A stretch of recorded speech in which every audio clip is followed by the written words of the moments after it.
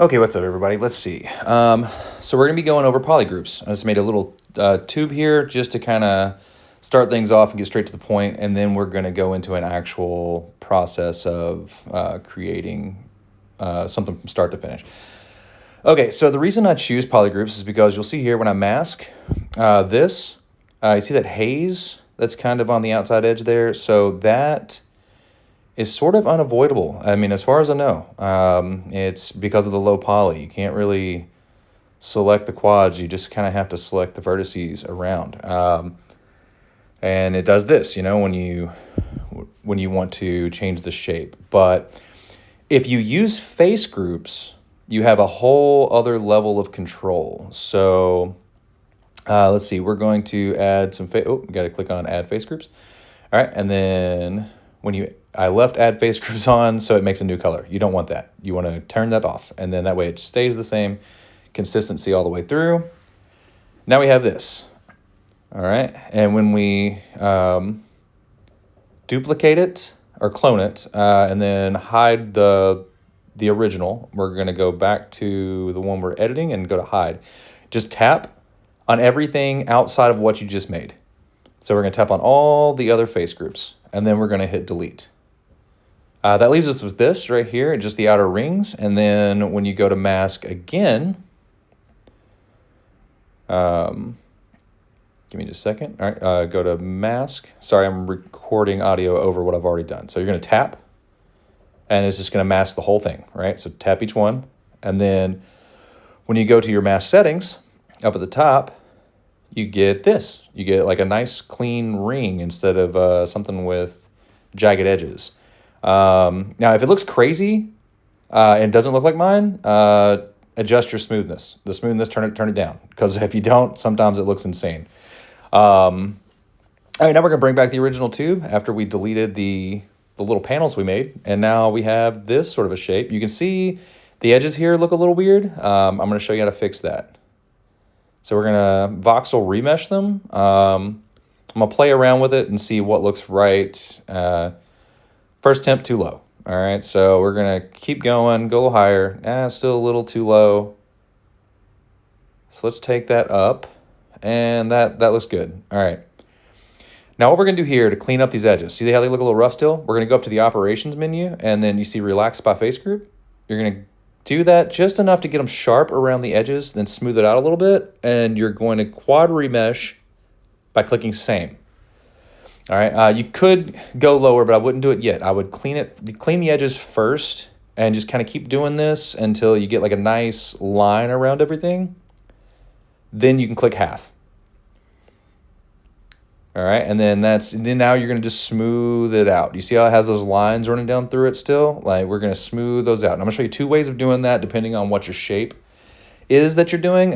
Sometimes there's a better way of doing this, but I'm going to show you two ways of doing it. I'm just going to kind of half it and smooth it, and then, when I get it to a good quad count, I think that looks nice.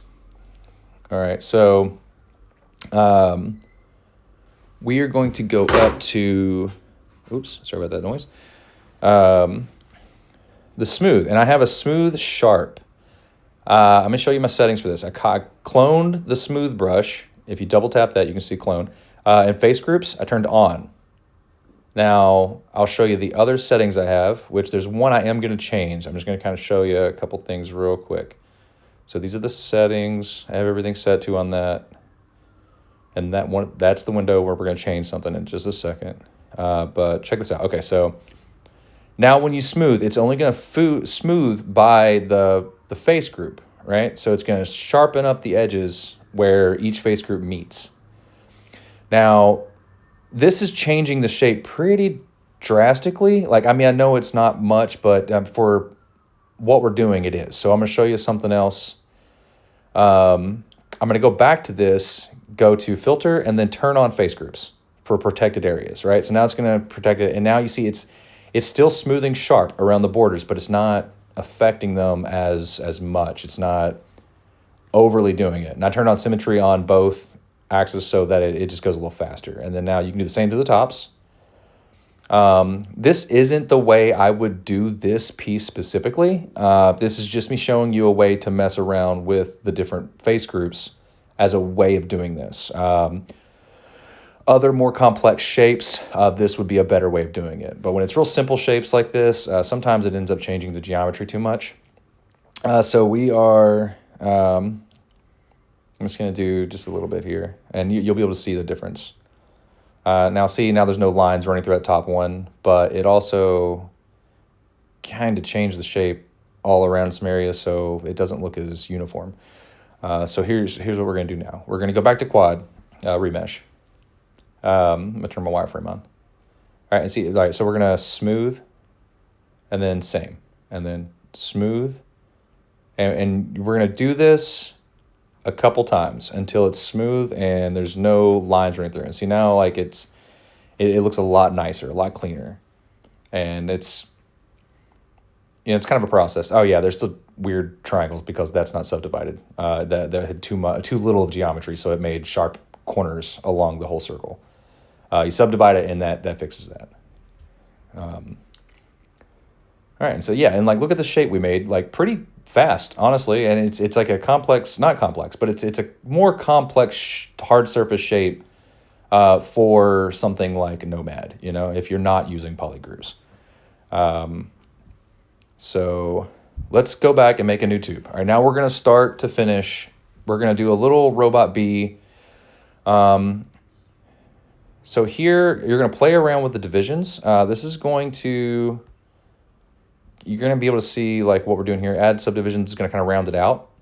The lower the divisions you have on each axis, and then when you subdivide, it rounds it off more. So I took snap and turned it off. We're going to turn the grid on. Oh, actually, no, I'm not going to use the grid for this. We're going to just eyeball this, because as long as you are not at a weird angle, so see how I'm directly facing it from the left, like up on the gizmo, then it should stay in the center axis. You shouldn't have any kind of an issue. So we're just going to get like a nice little like bee-body shape here.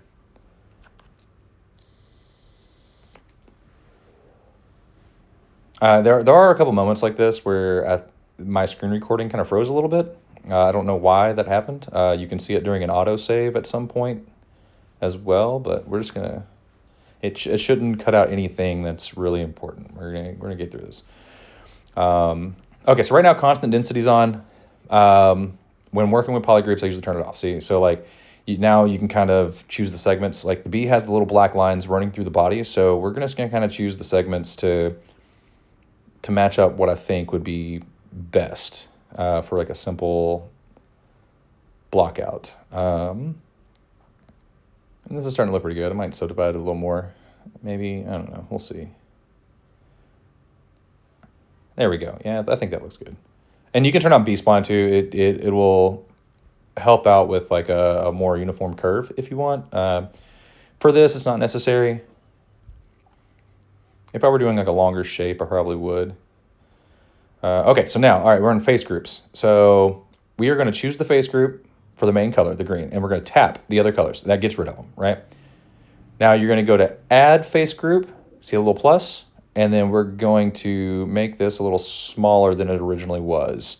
That's going to make things easier for later on when we need to flatten out that area. And sometimes you don't end up needing that, but I like to just kind of try to think ahead.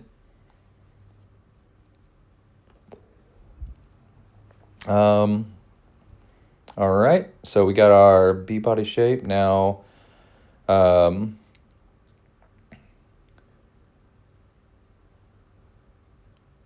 we're going to do our lines. So we're just going to use the lasso tool and just kind of lasso these lines, right? All right, and remember, mask doesn't really work like this. You can't really mask those areas as clean as you can if you just were to make polygroups. So I subdivide it to give it some more geometry, and then I clone it. And I always clone my base shape. It just allows me to delete these. It's like, so you can, go back to hide, delete all the, like we did before, and then mask. We're going to click on everything. And then go to the mask settings so we can extract. And you'll have these nice little rings again.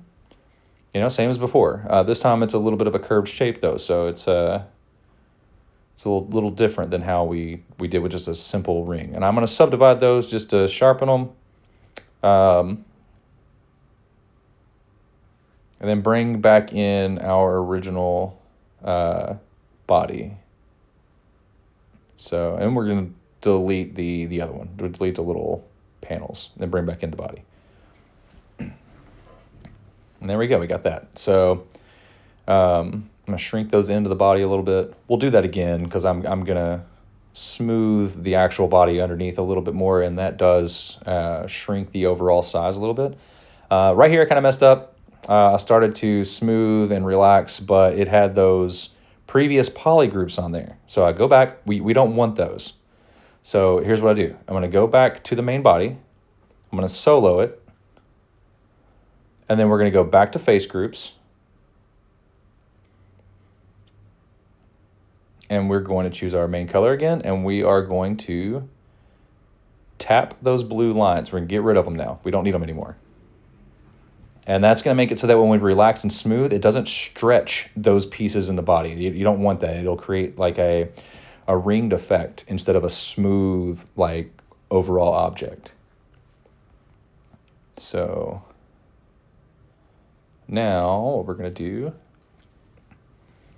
is we're going to go back to quad remesher. Okay, so this was confusing at first. So it grayed out the piece. I didn't know what I had done wrong. See, and I can see it moving underneath there when I do this, but I was confused about what was actually happening. So it's because I had dot instead of view under quad remesh. So I was very confused for a second, but I'll show you what I did to change that. And this is how I figured it out. So it was on dot, and I was like, wait a minute, what's this? What's dot? And then I drew on there. You know, I was like, what the heck? And then so I drew and I was like, oh, that's not right. So I go to view. And then now we can clearly see our face group lines. So now I'm going to smooth these out and relax them again. And then I'm going to go to the backside. So I want the butt of the bee to be a little more round, a little more smooth. And then we're going to smooth it out, and relax is what's going to actually like create that rounded effect. I'm smoothing it out a couple times. Actually, I might not have relaxed it this time. Like, I may have gone with just that. I think that looks nice. All right, smooth sharp again. All right. We are going to just hit the front of this, and you'll see that what's happening. See that circle, how it's closing in? So that's a face group closing in around where we're sharpening out. And I'm going to show you what happens. It's kind of cool. It stretches just the main vertices and makes it so easy to create a new polygroup. Not that. Don't do that. All right, here we go. Just a little soft. See how that is? All right, so we're going to go back to face groups, and then just draw a ring around it after we select that color again. Whoop, there we go. And then now we have a nice clean face group that's flatter. There's still a little bit of like a point there. You could take the smooth sharp again and flatten it all the way out. I didn't really need that, so I just kind of smoothed it out right here just to make it so that it wasn't lumpy looking.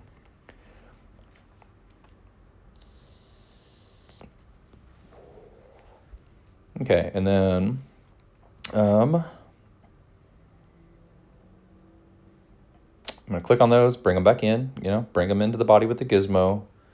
And this is another cool thing about making the polygroups like this.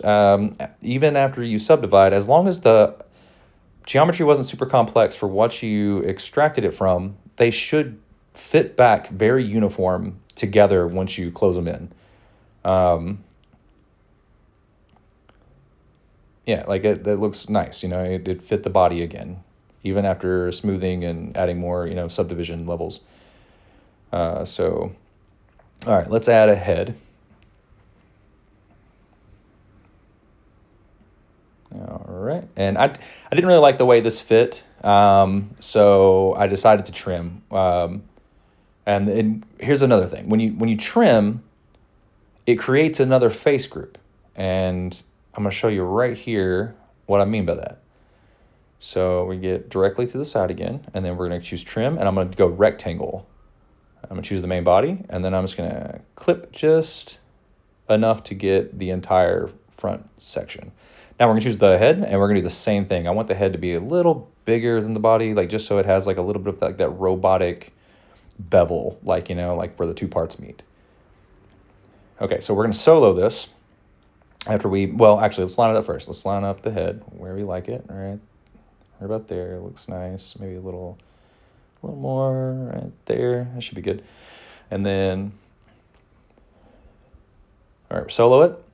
And then now go back to, see how it's real rough, you know, go back to quad remeasure. We're going to go to the operations menu, and then we are going to relax it again to so where it has a sharp edge.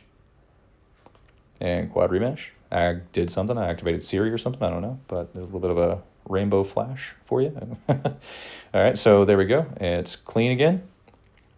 All right, same to the body. Solo it.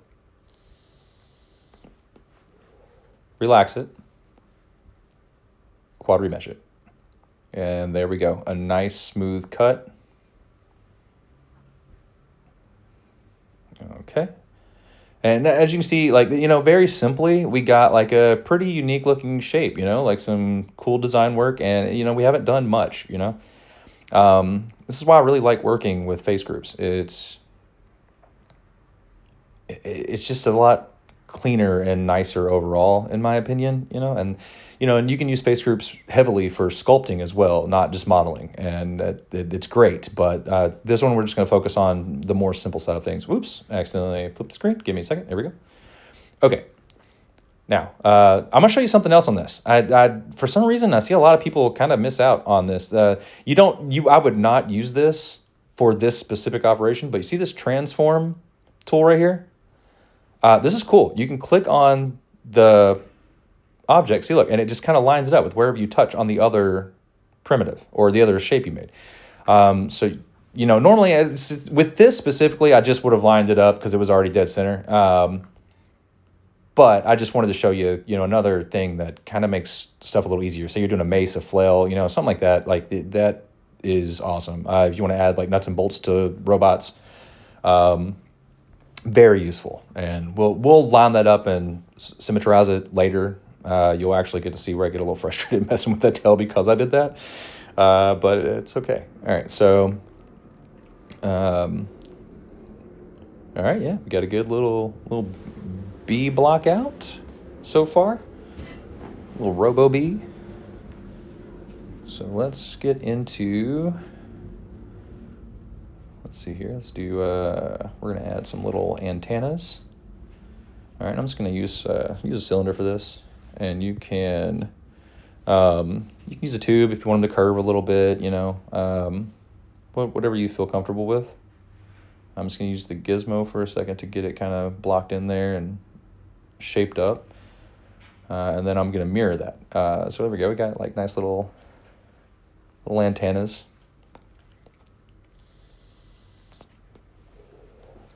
And we'll get into more polygroup stuff here in a minute. I'm just going to kind of get some shapes and stuff. I don't really see how they made like a blue group whenever I validated the mirror. I don't really use that. I usually just click on that blue group and join. That way I don't keep accidentally creating things in that group if they don't belong. So we're gonna line up this. And then while it's still straight up and down, I'm not gonna align the ball with that yet. I'm going to split this part just to make another little cool shape. I'm going to voxel remesh each half. Well, actually, no, let's rotate it now. Now that we got them cut in half. Now we're going to line it up with the other little antenna. All right, so, all right. Now we're going to voxel remesh these. Just so it sharpens up the edge, cleans it up for us a little bit. We're also going to do the same as we did before. We're going to, well, let's mirror image it first. So we're going to go to the mirror tool. We're going to mirror both parts, and then we're going to clean it up by relaxing the face groups. Let's see. Here we go. All right, so here it is. So same as before. It's, you know, it's got a little bit of a rough edge. We're going to relax it until it comes out a little sharper, smooth it, and then we're going to go same.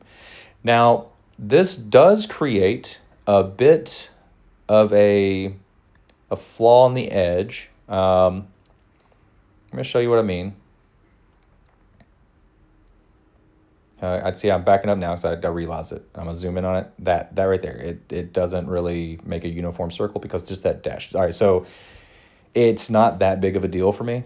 Um, this isn't like a professional level, like movie quality asset. So we're just kind of showing a rough idea. You could, if you were doing something movie quality, video game asset wise, you'd it's a lot harder to use Nomad at the moment for that. You'd probably want to use ZBrush, Blender, probably, something like that. Um, but you can, you can absolutely get things like that detailed and that nice in Nomad. I've seen people do it. I'm not that kind of sculptor. I'm more of a hobbyist, so I don't do really high detailed things like realism. I don't really mess around with portraits, stuff like that, so little inconsistent flaws like aren't that big of a deal to me. I kind of like the added little pieces to art, like I use most of these just as little 3D prints. So we're gonna do the same thing to the other part, we're gonna relax it.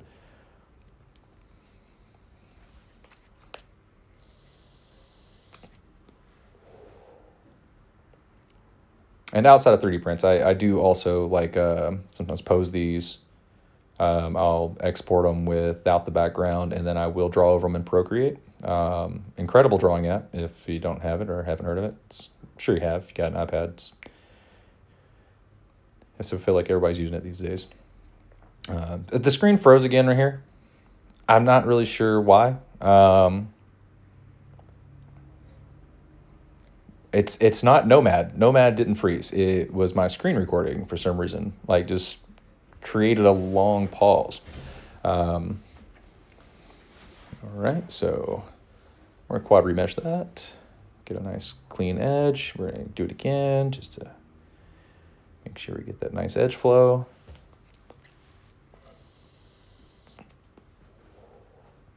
And and in more complex pieces, you can actually use poly groups like this or face groups to do a really nice clean topology and then bake from high to low. So that way you if you wanted to do something that was low poly but still had high details, there are other video tutorials for that. That's not really something that I would go into personally.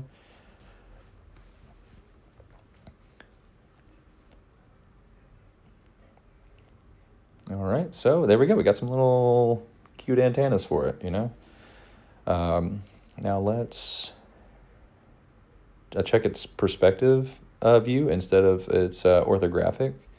I like to just double check that occasionally. Sometimes things can get kind of skewed and strange looking if you don't. Some people recommend actually just sculpting and doing things in perspective. I'm not a huge fan.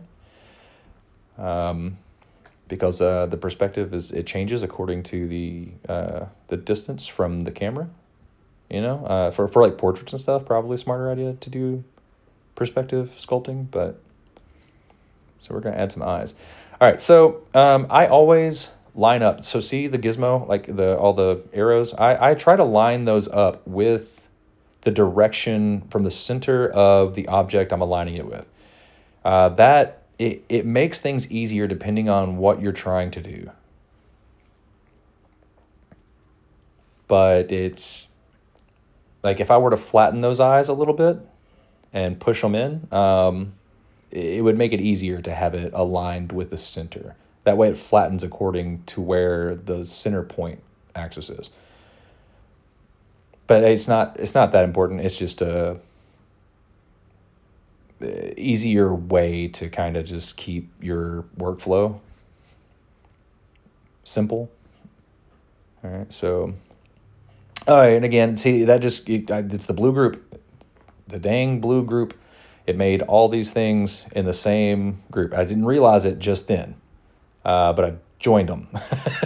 So messed up a little bit there, but that's okay. I'll show you how to, if you do something like that and you're trying to like do colors or paint and move things and it messes up, that's okay. For this, I turned the grid on. If you see that, like I turned the grid on and I turned snapping off on the top toolbar. And what that does is it snaps to grid now. Right here, you see how I went down like all the way? So that actually made the object disappear. So watch when I pull this out, and I was very confused. I thought it was inside the sphere. I thought that I messed up and just had it inside there, and I was like, oh, nope, it's gone. It's not there. Well, it's because I snapped it down and closed it in on itself. So don't do that. All right, so here's what we do. So I'm going to take the grid off. I'm going to get that back down to 1 point. And then we're going to turn the grid off. See how that does that? So now with the grid off, it doesn't do that anymore. We can take it down small, turn the grid back on, and then we can shape our mouth again. And then after that, I'm going to turn on snap up at the top. And now, if I just click those points, they're going to snap to the face, right? So now they're all snapped to the face. And then I'm going to turn that off, and now they'll snap back to the grid again, and I can get them back to be even on both sides. That way you can do it without using a mirror function. And I mean, you can do the mirror function if you just want to focus on one half, or if it's easier for you that way. Now I'm going to turn down the divisions and then up the post subdivision. And what that's going to do is it's going to round off those corners of the mouth. Like, see, instead of just flat, now they're just little circular ends. So now we have this, this little cute mouth. All right. So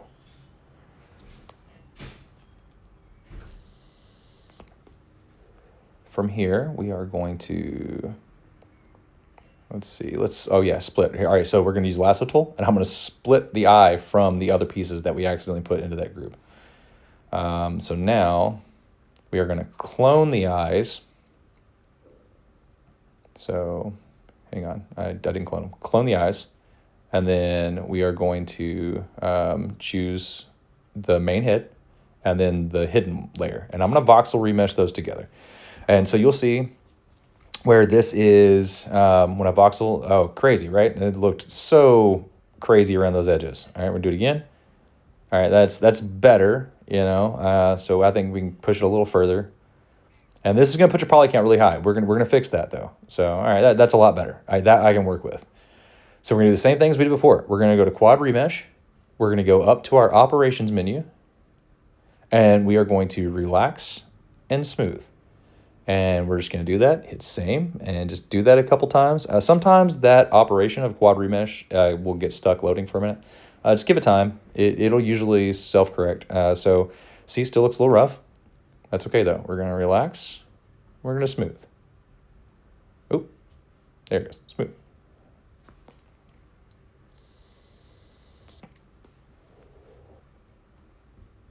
All right, it's getting better. And like I said, you're just gonna keep doing this until it doesn't look real crazy around the edges. You'll notice each time we do that, it looks a little nicer. And eventually we are going to remesh by half again. But that looks a lot better, already. So much better. So much better. All right. And then when you do it by half, it's going to allow for us to smooth and relax a little more and get it a little closer. So we're going to knock it in half. Okay, there we go. Now we're going to smooth and relax. Just a little bit. And you'll see where I kind of, the guidelines on it, like the edge loops, they got away from me a little bit at the top there above the eye. Not that big of a deal though. Again, this isn't movie quality piece. This is just something to kind of show you a quicker way of modeling and doing like somewhat of a hard surface kind of look. And then we're going to subdivide, and that cleans up most of that. So it looks nice and clean now. And that is a high poly count, but for me, when working with hard surface, again, we're not using a CAD program, so I kind of we had to do that. And there might be other ways around it. You might be able to find ways to get things to be a lower poly count and still be nice and clean around the edges. But for me, I don't personally mind having a little bit of a higher loop count. And this is where I try to smooth that face. See how it's kind of rough looking? That happens after a quad remesh sometimes. So we're going to smooth, sharp, but I'm just going to kind of barely do it. Like I'm just kind of loosely running over that. I tried it here, and I ended up not liking how it looked. I tried again. Overall, though, it kind of it changes the shape too much.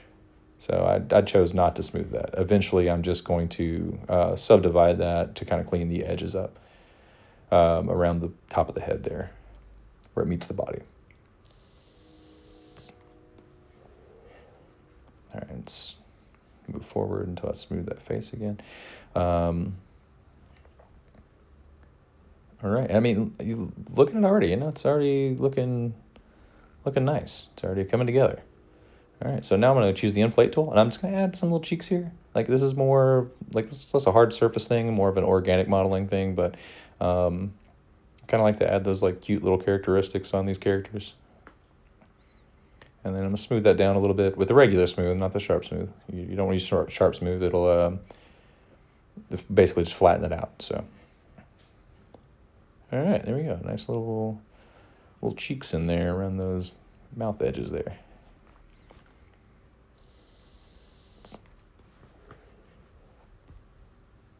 And what I like more than anything, honestly, is unique silhouettes. Normally, I would sketch out a little bee first. You know, I would sit down, either pencil and paper, or I would go to Procreate, and I would just kind of loosely kind of sketch out what I want it to look like. With this, I just kind of went straight into modeling. So this was all just kind of, you know, freehand imagination, like, you know, straight from mind doing it this way. All right, so I wanted to create right here, something for the wing that made sense. Instead of it just coming straight out of the body, since he's a little robot, I wanted it to be almost like a little junction point. Is that the right word? I don't know. Like a little something for the wing to make sense, for it to, you know, move on the body. So, and if I were to 3D model this, you'll see when I'm done with this wing, I would want to boolean with a little bit of... I would want to boolean the square out of the body with a little bit of a tolerance. That way you can just print those separately. You'll see the space I make. You wouldn't want supports to be real tight and pushed up against the bottom here. And you'll see what I mean when I make the wing itself. All right, so I'm just going to kind of eyeball these. You could just pull two cubes apart and then, or clone it, pull them apart, join them at a distance, and then just kind of put them in together so they're perfectly matched up. I personally didn't want to do that. I wanted to make sure that like they kind of form fit to the body a little bit and curve with it. So I didn't want them to be just like perfectly straight apart. And when I make the tube here, or not tube, but the cylinder, you could use a tube instead of a cylinder if you want. I'm making this straight. You could curve this to the body, though, if you used a tube instead. But I know that when I make the wing, I wanted to make this kind of quick for you all. I didn't want to have to like cut into the shape of the bottom and form fit that. I just wanted to kind of get this put together for you. Oops, there we go. All right, all right. So right now I'm lining up the which I'm not lining up because Snap's on, but I'm lining up the gizmo. So I just see how I closed that red and that green line together. That's just so they are easier to manipulate. So let's, this is where it freezes. See, stuck autosave in 4 seconds. See, again, that's not Nomad. And on my screen, I was still working. And you'll see where it skips a little bit on the screen recording. Nothing important is cut out. I'm just shaping that cylinder to fit across. So I'm just thinning it out, then stretching it, and thinning it out, then stretching it. And that's what we do there. So yeah, so it froze. Again, not really sure what happened.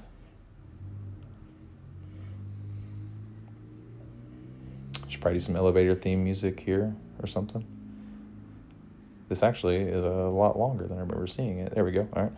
All right. Now, so we move this down. See, and this is all I was doing. I was just shrinking it down, stretching it out the whole time. So, all right, now what I do is I'm going to select the cubes that we made on each side, and I'm going to join those together. So let's see there. Nope. And then the box. And then now we're going to join.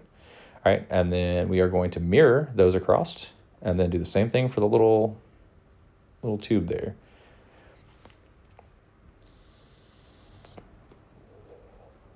All right. And then this, yeah, I think those are good little hinges, you know, for the wings that we'll have on the body.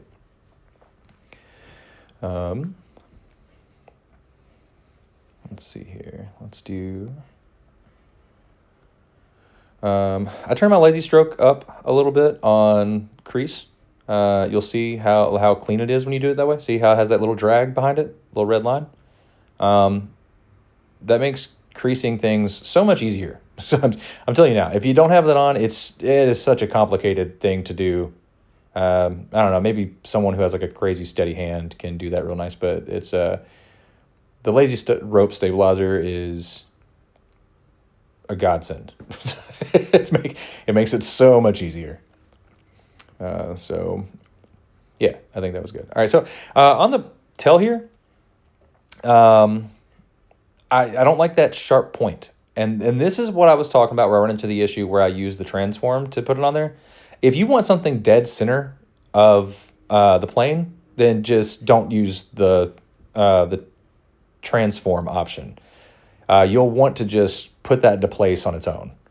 But I use transform, so obviously I couldn't use symmetry there because it made two little tips. So I struggle right here. Like I try to figure this out. But once I mess with the symmetry, you'll see where it kind of corrects it. And if you want to skip past this, you can. If you want to see me make this mistake, you absolutely can watch that as well.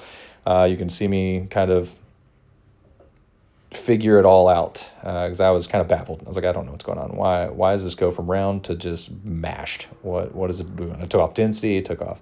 And I'm sure there's like an actual reason that happens when you don't have something like perfectly symmetrical in the plane. Because I mean, I've worked with asymmetry and it hasn't done that, but for some reason with some objects it does. But here I'm trying to line it up best I can. So you'll see I'm just trying to get that blue line from the grid to match up with where the center of that piece is.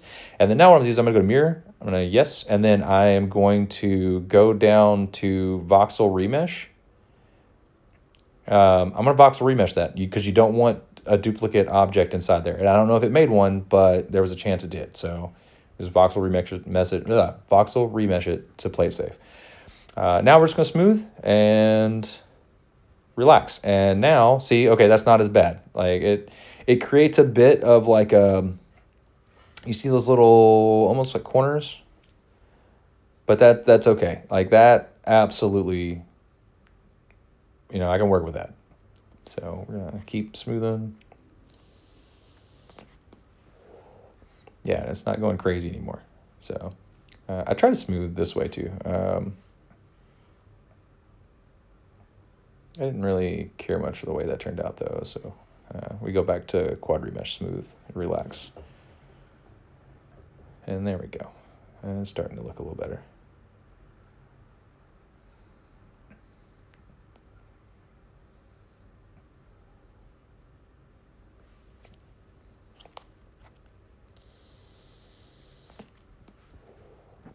And honestly, once it was like, once I relaxed it to where it was like pretty smooth on the end, I probably could have subdivided it and then went back to quad remesher and made it a little easier on myself, but that's fine. And then, honestly, I probably played around with this for longer than I should have. I mean, it's fine, you know.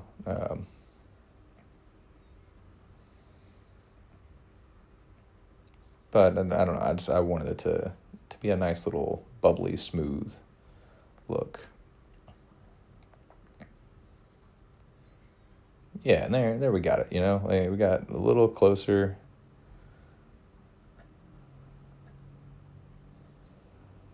Yeah, I think this is starting to look nice. And I kind of messed it up again. I got little points over there, but that's okay. You can also take the flatten tool, flatten off that little point, and then smooth it again, relax it, and it'd probably be fine. Again, I'm trying to make this kind of quick. I think I spent too long on that tip because it was frustrating me because it's actually usually a really easy thing to do to round off a tip, but for some reason it wasn't happening there. But all right, so I don't like that the little stinger comes out just straight from the butt, so I want to give it like a little like something to come out of, you know, like a little ringed edge here. So we can get that in there.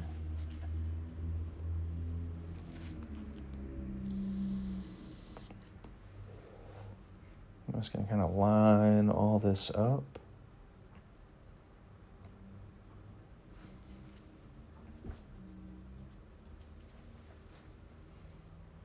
Yeah, this is looking good. I might bring it out a little further here in a second. Let's see.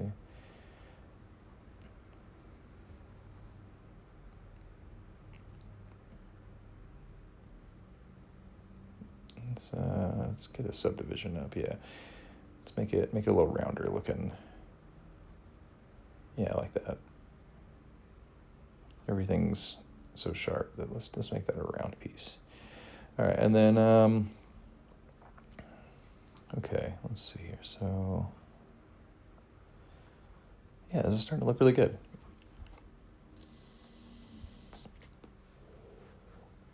All right, so now we're gonna add the wings. There is a part of the video that clips right here. I will explain what I did. It's all the same stuff we've already kind of went over. Next time I do a tutorial, I will absolutely be better prepped for it.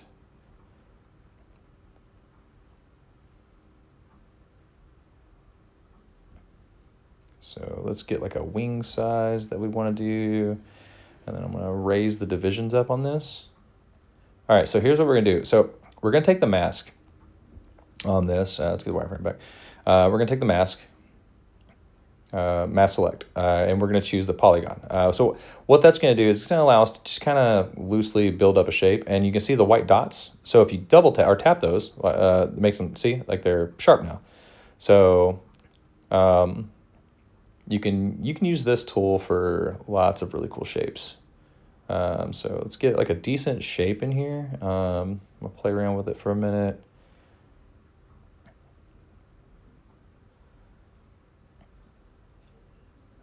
Let's see. Actually, while moving them, I accidentally tapped them and made them sharp. So you'll see here where that's sharp. I rounded that off, and it allows for like a decent little curve to sharp end there, you know, so.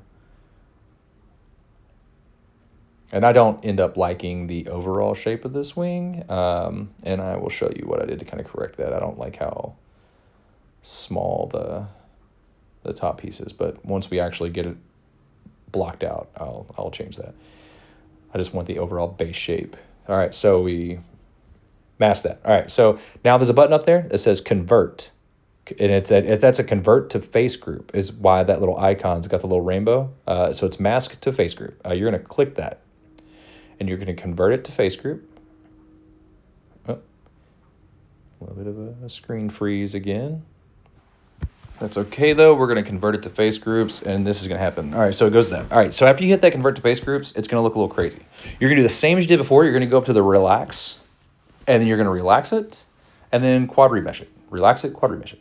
And you'll get smooth results like how it is right here. So it skipped that part, but it's the same as we've done before.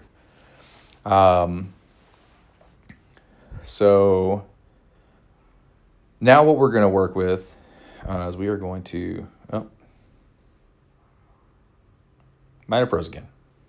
I don't know what's up with that. I'm going to have to, I don't know, maybe instead of screen recording, get a better recording software. But we're going to hide, click on everything but the wing shape. And you can see I didn't have front facing, turned on, so it did two. That's okay though. So we're going to delete those, and now we got these two. So what you're going to do is you're going to trim them. Normally you'd want to turn symmetry off for this. For some reason it failed, and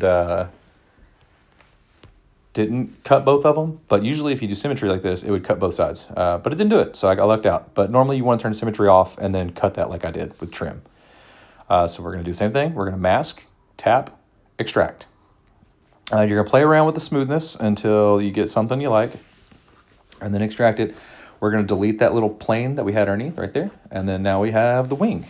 All right, and you can shrink this down, make it as thin, as thick as you want, whatever you want to do. I do play around with the shape of it here in just a second. So I also realized that the gizmo being in this place doesn't work. So we're going to pivot. We're going to bring it down to the tip, pivot, and then now we can change the wing according to its pivot point, or where it would, it would move in real life. So we're just going to kind of line it up and see. This is what I was talking about with 3D printing. See how close that little gap is to the body? If you were to 3D print that would be a nightmare. It would just fuse together.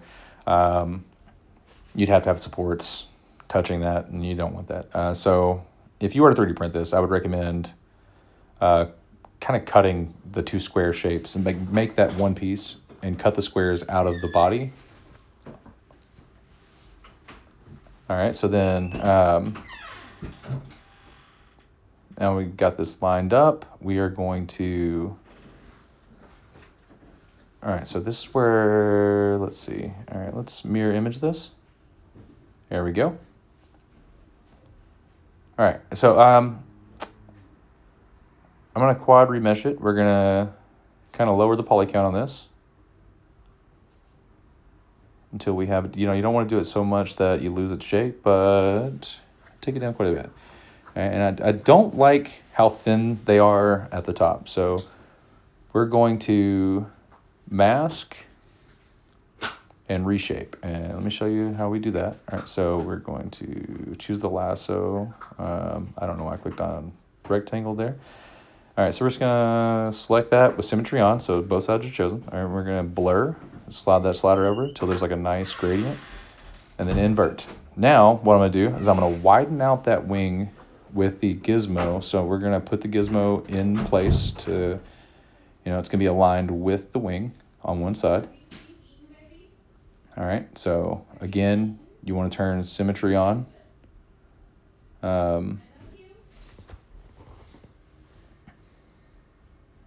I didn't turn symmetry on. I'm actually kind of surprised that worked. Oh, yeah. Okay. But yeah, so I like that shape a little better.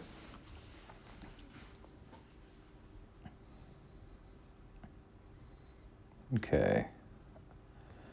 So now, like we have, I think we're done for there. Let's get into coloring it up and stuff. I think that we could add more. We could add little legs. We could do that. But for the sake of the video, I also want to kind of show you how I paint things and add an outline around it. So I don't add an outline with post processing. I actually use inverse culling. So let me show you how we do this. So get some colors. I have to separate these and then join them together piece by piece. I didn't mean to group these together. So we're going to join, then we're going to find the other top pieces, because I want the top little segment to be a different color. So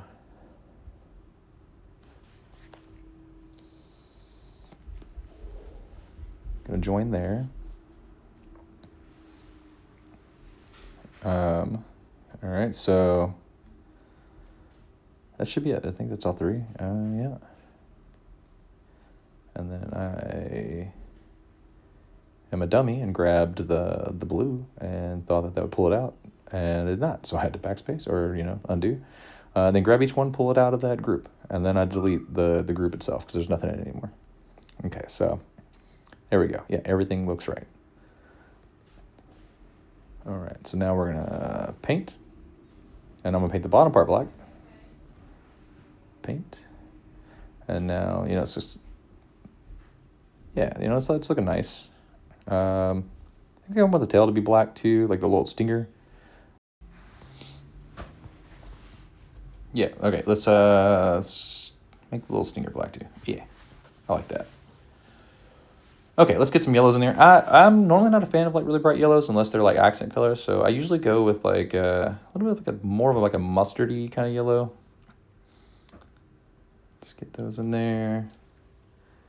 Do the little tops of these yellow. Yeah, that looks nice. And then I'm going to select the black again. That way I can make the mouth black as well.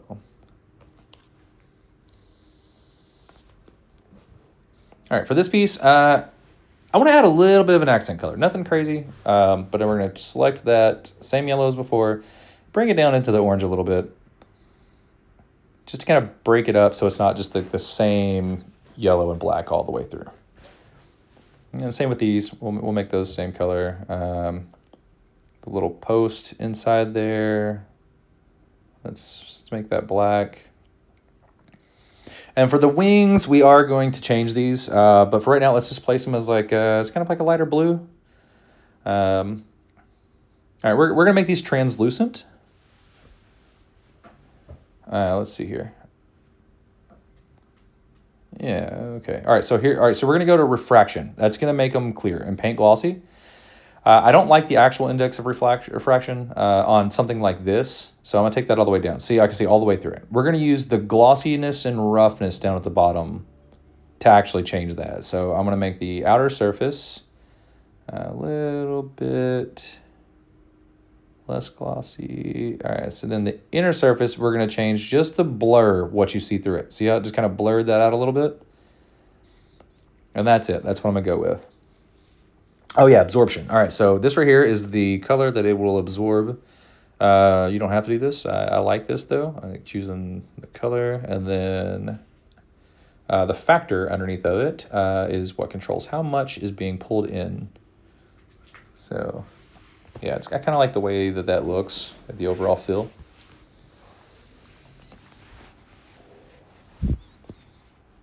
Yeah, it looks good. Okay. Now let's, all right, now we're gonna work with layers. So we're gonna add a layer. All right, so let me explain how layers works. So see how you click on that object, make a new layer? I'm gonna go to multiply, but the layer is for that object specifically. So we're gonna go paint. I'm gonna take that down, make it a little softer. So that little square, I'm gonna change that to white down at the bottom there. And then we're gonna go up into the brush settings. And we're going to change the alpha, the fall off. We're going to change it to this, not the alpha, right? What's the fall off, yeah. All right, so that'll make it smooth around the edges. So while I am choosing these colors and painting this, I'm going to explain this again. So when you create a layer, it's only for that object, not for the rest of it. So you just got to remember, when I first started using layers, I would create a layer, and then I would just start painting all over the piece, and then I would realize that whenever I'd go to change the opacity or the effect, it would only affect one part of it, and I'd be bummed. So remember to make a new layer for every single object you click on, okay? So that seems like it's a lot, but it's not, I swear. Just go up, click new layer, and then just start going it down. Just start painting. And right now, my paint, I have the, see how it's only painting the inside of that eye, and it didn't go outside of it? So I actually have face groups turned on in the brush settings. You'll see that like right before this, I kind of did go into those settings and show that off. And where I'm kind of loosely painting around some of this stuff, we're gonna blur a lot of this and smooth it out. So it won't have such a strong, rough look to it. And I'll show you, it's, giving everything just a little bit of a soft shadow.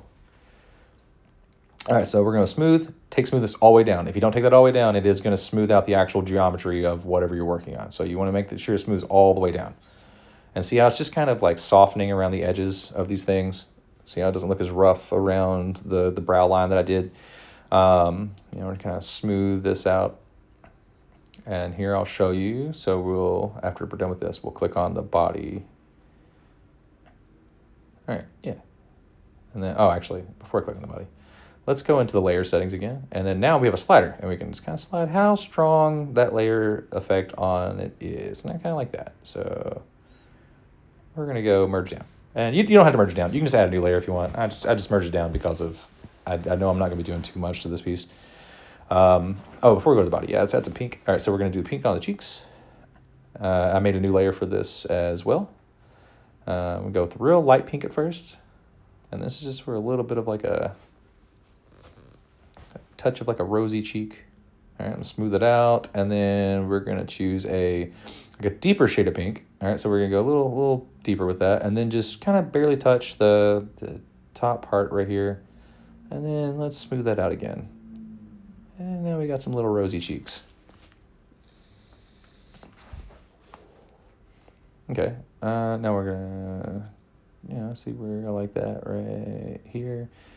Yeah, and then we'll merge that layer down.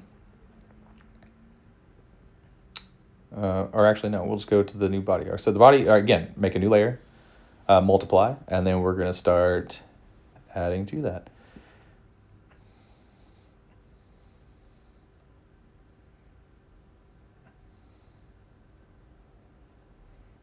And the reason I choose blending or choose multiply is because it blends it. It doesn't just layer the paint straight over top. You kind of see through onto I actually had to undo that right there. You'll see because I forgot to paint this part. You see through the other color a little bit, so it adds like almost like a shadow cast. And I think that looks really nice. For some reason, the multiply on this layer looks a little different than the one on the head. Not worried about it, though. It'd be okay. We'll worry about that later on. We're going to take this down anyway. Yeah, it has more of an orangey kind of a tone. I think it's because I use the color dropper instead of just using that same exact brown shade. All right, so... yeah, so now we have, like, overall, like, kind of... what it's going to look like. All right, so now let's go into some post-processing. Let's add some lights. So actually not adding the post-processing yet. Let's add the lights first. I also changed the gradient to a solid color in the back. I feel like I'm able to see clearly while I'm adding my lights and post-processing and stuff a little better. The gradient kind of throws off the overall look at first. You can add the gradient back at the end if you want, but we're just going to add like a little spotlight at the top. The sunlight I don't really mess with other than the right here where I go to the angle. If you were to have like a bounce light, if you were to use like a floor or like a room and put that in the room, the light would actually bounce off, but you would see the shadow on that angle. So when I change the angle, the shadow on the floor, if I were to have a floor in this scene, would be softer, like a lot softer. But yeah, it's going to kind of change some colors. I don't like the real bright white of anything. I like that little orangey effect of that light. And then we're going to add a little bit of like a rim light. Sometimes I use point light. So we go to point and you'll see like as I get close, you see how it gets brighter. Sometimes I like it, sometimes I don't. It kind of depends on the overall shape. Sometimes when they're real complex, like hard shapes, it adds like a really nice edge. I don't really like it though, so I think I'm gonna switch out. So I'm gonna switch this out to a spotlight. So spot, and then we're gonna go back up here. Increase the radius on that. I'll just move it away. That way it's not quite as. All right, let's see. All right, and So I'm just going to kind of angle this around a little bit until I get it in place where I like it. You can just play around with it until you like it. Honestly, I just kind of wing this part of it. This is usually the basic same light setup I set up for everything, unless something has like a bonfire or like something like that. I did model like a rabbit sitting at a bonfire, and I had to put the light inside the bonfire, and it was a point light, and that worked real nice. But see when I change the softness, see how on the edge of that wing, it kind of you see it like move up and down, like that little bit of a sharp line of light. So I take the sharpness down, or softness down. I take the softness down on that light usually. So now post-processing. All right, so we turn that on. I'm gonna show you my settings, and we're gonna play around with them a little bit. So ambient occlusion, this is huge for me. This adds like a lot of shadow depth. So the curvature bias, that's gonna increase like the actual like softness of that shadow. So I'll play around with ambient occlusion on almost every piece. Depth of field, I would do this if I didn't have an outline around it. So this looks nice like that, but I'm gonna add an outline. So I'm not gonna use that. Change it to perspective real quick. Okay, and then For tone mapping, I usually, switch over to the AGX, and I take down the exposure a little bit so it's not quite as bright, and then saturation up just a tad bit. And then contrast, sometimes I'll play around with. I didn't like it on this, so I took it to 0. Color grading, I usually bring this bottom line in the middle of that rectangle down, and then the top right up a little bit. And what that does is the darks will get a little bit deeper, the lights will get a little bit brighter. Cavity, okay, so what this is going to do, the curvature is going to add that little, see those cheeks? See how it changes the lines around it? So I don't want it up real thick because I don't want it to have like an actual big bold outline around it using the curvature. I want to make that bold outline separately. Grain, add a little bit of grain. I like the way that looks. Yeah, that's just personal preference. But here we go. This is how you add the outline. So we're going to select the bottom part, select all the pieces. We're going to clone those and then join them. So once you join that, it's going to look a little weird, but that's okay. It's supposed to look like this. We're going to voxel remesh it around 230, 240. It's the higher the cleaner the outline around the edges is going to be, but I mean that usually is great, the 230 range. So now we're going to make a new layer, and then we're going to inflate it using the operations menu. So inflate it a little bit. Looks kind of crazy, right? So then we're going to go up to the material tab after we do that. So hang on, still showing the inflate. All right, going up to material tab, and we are going to go down to inverse culling, and this is where the line magic happens. So that looks weird, but now we're going to take it to black. All right, and I realized I messed up. Don't do it to anything with a refraction. You see that the refracted wings, how they're see-through? Hide those.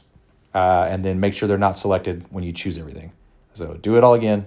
Make sure the wings aren't selected if you have a refraction on them. It blacks it out because you're seeing straight through to the underside of the blacked out piece. So let's do this again.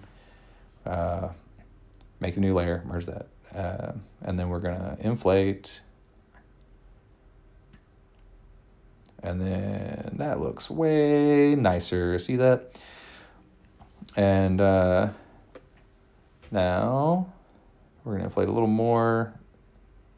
And then this is how you're going to, this slider, the layer slider, that's how you're going to make it precise. And that's where I liked it. So you want to merge it together if you don't want like a weird look. But see how there's like a little bit of like an orange glow on that? So go to your material property and then change it to always unlit if you don't want the lights to affect the outline. Then turn your wings back on and see, now I think that looks nice. And just to show you what it looks like, I did it separately to the wings. But see, it doesn't really work right on refracted materials. In Blender, you can do that. You can absolutely get that outline around the refraction. In Nomad, I don't think you can. I would have to look it up. I haven't really looked into it. I usually just kind of like what it looks like without it. Like I kind of think everything being a bold black outline around, but having anything that's clear, just nice and thin. I think that's a nice look. If you don't like that look though, all right, so here we're going to render this. But yeah, if you don't like that look, you can absolutely, go in and change you don't have to do a refraction, whatever you want to do, but this is it, this is what it looks like. And so since this is the end, I do want to say thank you for watching. And if there's anything I could change, if I went too fast, if there's anything I need to go back into for you, feel free to leave a comment. Let me know. I will absolutely do whatever I can to, fix this. This is my first tutorial I've ever given. And I hope it was easy to follow along. But yeah, this was just to use polygroups and kind of show you how much easier it is to use that in your workflow, how everything just kind of looks clean by the end, and again, this might not be the way I'd make this bee look if I were to like actually model this from start to finish, like as a finished product. But for a tutorial, I feel like this is kind of a good starting point to kind of show you what this is capable of. But all right, I appreciate everything, and I will be seeing y'all.